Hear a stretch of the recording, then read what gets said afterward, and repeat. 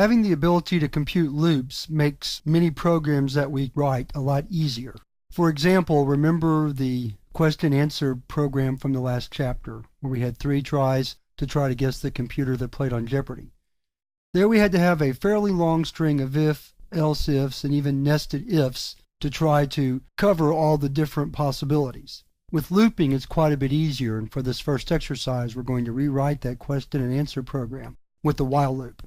So let's get started. The first thing we need to do is create a couple of variables. So we're going to create an answer variable. It's Watson.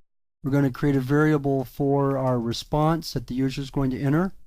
We'll set that to empty string. We have a variable for the number of tries the user makes. We'll set it initially to 0. And then finally, we'll create an input scanner object.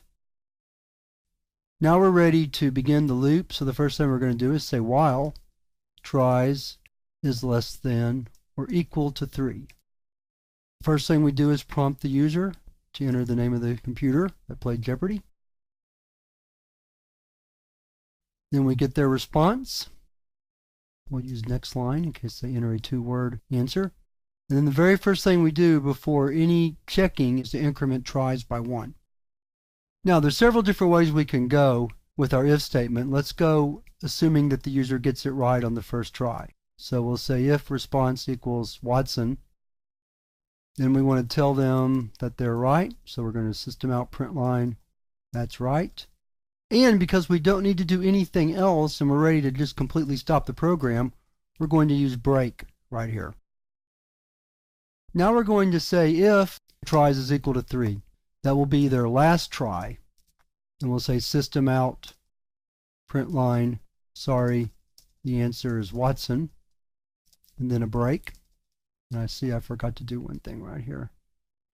Forgot to close off this if, so let's add that in real quick. And then we'll say else. This else is for when they didn't get the answer right, but they still have some tries left to make. So we'll say sorry, try again. And that's all we have to do. So we'll close that, close the while loop, and then close the program. So let's compile and save and see if it works correctly. JavaC Chap 9 Part 8 is the name of our program, .java. So we'll say deep blue, sorry, try again, let's get it right on the second try, that's right. So let's run it again.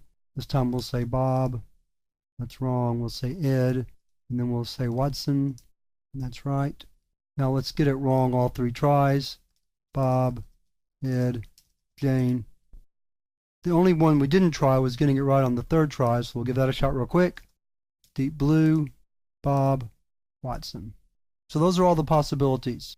So see how structured and clean the program looks by being able to use loops instead of just if statements. It's clearly a more efficient way to program, and that's why looping is so important to your programming skills, is that just about every program you write will include a loop of some type. And you need to understand the different strategies used, when to create them, and how to create them. So now let's move on to our next exercise where we're going to look at the calculator program again, this time also using a while loop.